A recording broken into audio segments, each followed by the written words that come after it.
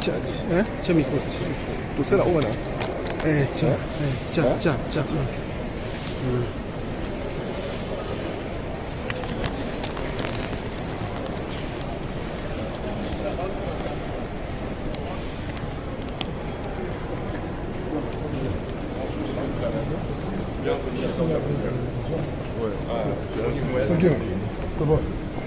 Et ça, dans la grande surprise, que donc voilà, donc vous avez déjà informé qu'il fallait qu'on alors vous santé, c'est santé à mouvement. Ça, concert privé, samedi, vous faites des choses. Pourquoi la surprise? Non, la surprise, c'est un contrat. Ça, les mon année, tout ça. Vraiment. Ok, salut la queen. Papa chéri, donc Diallo, Diamilo dans Coco. Est-ce que vous avez fait la procès de fan? Pour vous m'habiller dans la macasse, ma fan basée à besoin là, la procès de mon mais c'est comme si que votre contre la Yomoko. Mais peut-être que on a biso dans la moitié, au sein de ma commission Colini. T'as qu'à les toquer, biso te weka la musique aux habits de mon nom. Si pas comme ça, nous allons la fan et l'équipe pour la commune, on va faire l'action. Qu'est-ce qui se passe aujourd'hui? Il y a Awato, il y a partout ailleurs. Partout. Non, mais partout, on me voit. Peut-être ici, on ne vient pas souvent par rapport à ma producteur. S'il y a des producteurs qui nous invitent à venir, il n'y a aucun problème. Silence, là. Silence, c'est rare parce qu'on n'aime pas beaucoup de silence. Merci beaucoup, papa chéri. Voyez, concert privé.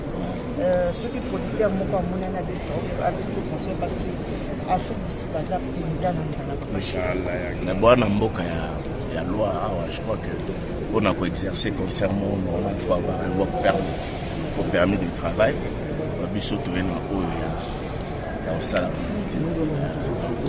ça a concert mais c'est une demande et qui a su dans le canal il n'y a aucun problème. Merci, welcome. Thank you. Il y a salut papa chéri. Ma fan vraiment baga paye dans Salamayo. Est-ce que quand album pose tout le monde ma fan depuis Basela tissu. Et Bimara. Et Bimara.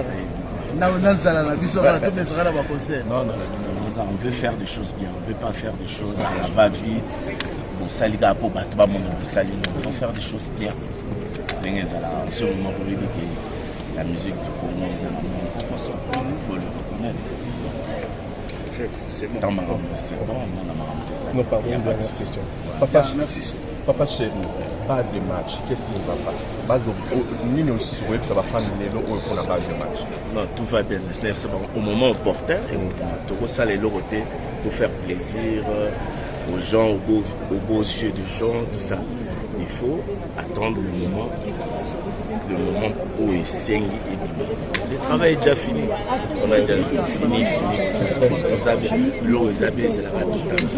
Papa chéri, vraiment, et comme le rôle là, donc, pour y aller sur eux, donc, depuis Toyo Kangoti, les lots, donc, c'est à la gare. Et l'eau a bien allé, l'eau a bien c'est la gare. Pour nous, on va retourner pour ma casse, pour m'acheter. Il faut être bien mais le boulot est là et vos apaisements.